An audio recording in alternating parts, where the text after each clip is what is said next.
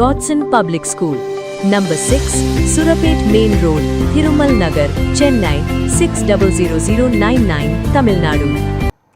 விருதுநகர் மாவட்டம் சிவகாசி அருகே உள்ள கோணம்பட்டி பகுதி மக்களின் நீண்ட நாள் கோரிக்கையாக இருந்த சிவகாசி கோணம்பட்டி பேருந்து சேவையை அமைச்சர் கீர்த்தனா தொடங்கி வைத்து பேருந்தில் பயணித்தார்.